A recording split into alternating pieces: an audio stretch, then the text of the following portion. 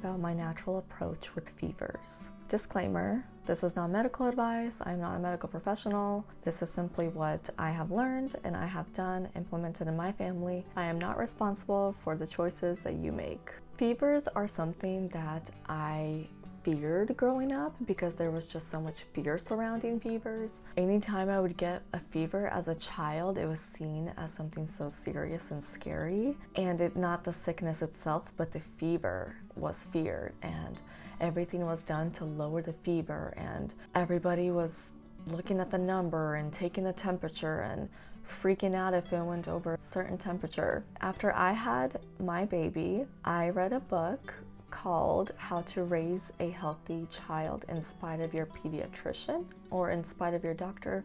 I'll link it below, I can't remember the exact name, by Dr. Mendelsohn, I believe. I was mind blown when I read about fevers, and I went on PubMed to look up more information about fevers, and I read about the physiology of fevers, so I'll link that below as well.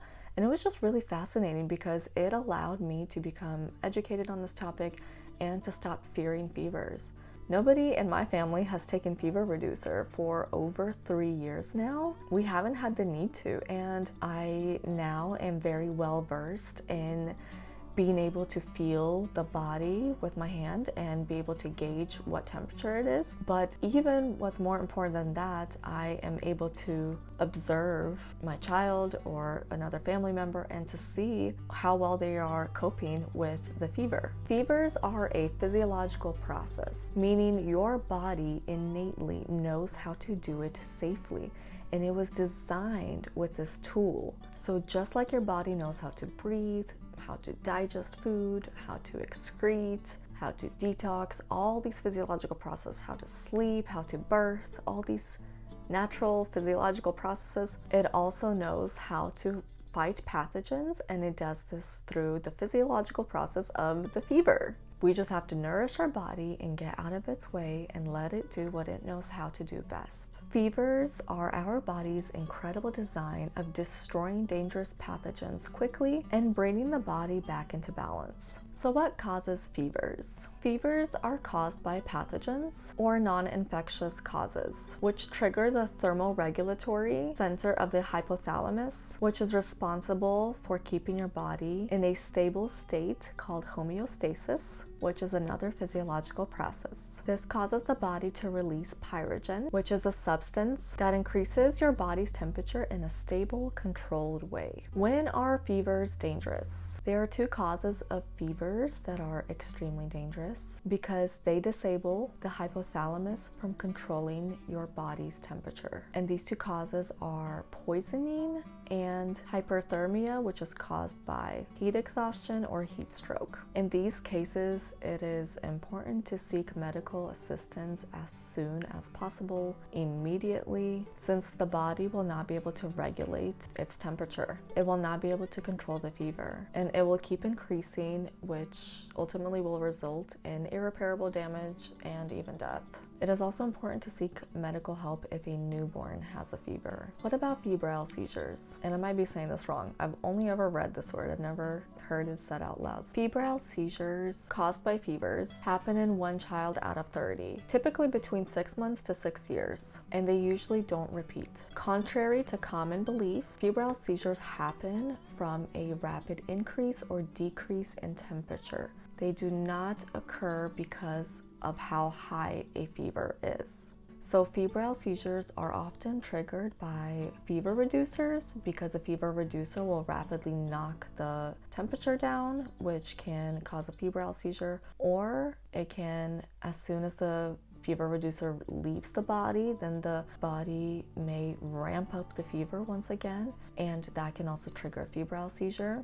Febrile seizures vary in length and usually do not cause harm nor increase risk of epilepsy. It is wise to limit the use of fever reducers because they prevent the fever from destroying the pathogens that shouldn't be in the body. Your body is increasing the temperature to destroy the pathogens, but you keep lowering the temperature, which can cause a greater sickness because the pathogens are not being destroyed. And it can prolong the sickness because of this reason. Fever reducers are also often full of not good ingredients like food dyes, and they do also come with potential side effects. Another aspect is fever reducers and just OTC medications, they take away the body's symptoms. They're not there to help you get better.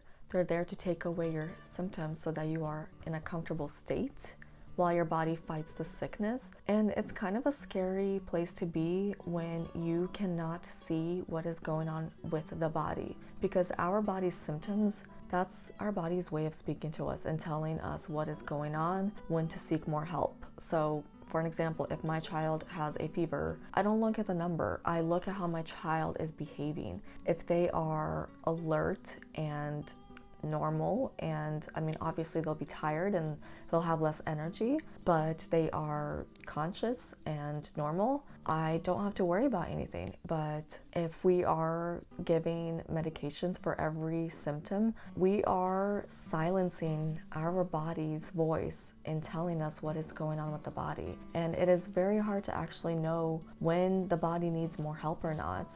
And it is hard to gauge on what is going on with the body in a sickness when you're not able to hear your body's voice because of the symptoms that were silenced. So far, with all the fevers that my children have had and my husband, I very rarely get fevers. I think I've only had maybe 2 in the last 6 years. The only time that I am concerned with fevers are if the person is lethargic, like unresponsive, lethargic, not themselves. That is concerning, and I would seek medical assistance immediately. But so far, with all the fevers we've had, there was no cause for concern. We actually even just now had the flu in December. One of my children had a fever for 5 days, and she also had a double ear infection. That was a first for us because none of my kids have ever had any ear infections, and that was new for us. But she remained herself during that entire time, and so I was able to just trust that her body knows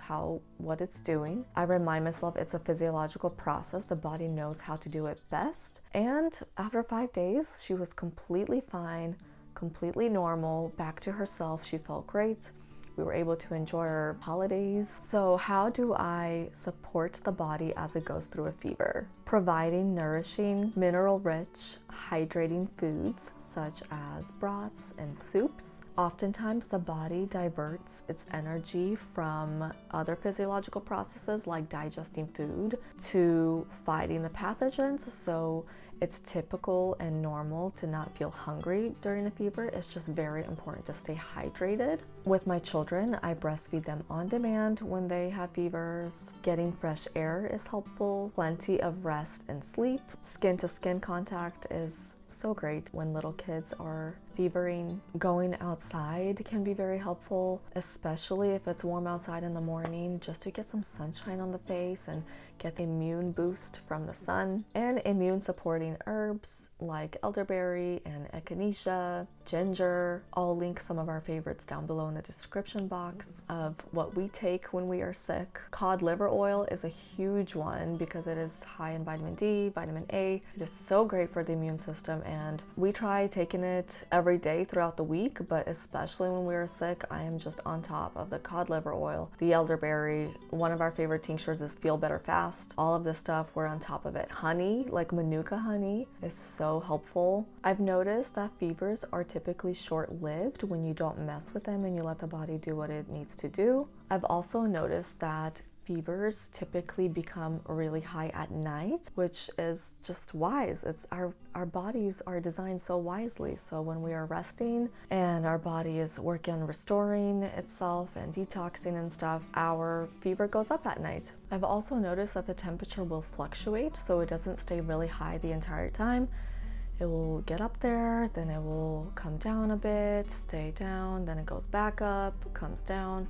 So it gives the body a break. It doesn't just stay high the whole entire time. So it's just really fascinating that once you can get over your fear of the number, then you can truly start to observe what the body does, and it's just really fascinating to see your body do what it needs to do to come back into balance. Another really cool thing that I noticed with fevers, when my oldest was small, she had a yeast rash that wouldn't go away no matter what we did, and every time that she would have a fever, that yeast rash would go away, and it was only after a fever, like during and after a fever. I wondered, like, what else is the body getting rid of? It makes sense to me that the fever just gets rid of everything. Like, it's just like a cleaning, a purifying that it does. It increases the temperature, gets rid of everything that shouldn't be there, and then returns back to homeostasis. It's just like a detox or a cleanup that happens inside your body. So it's just really fascinating, and just makes me really in awe of our creator. Like, he designed us so wisely, and we can trust his design. Let me know if you have any questions below. Feel free to share your experiences below. I hope this was helpful to you. Thank you so much for being here, and I will see you guys next week. Bye.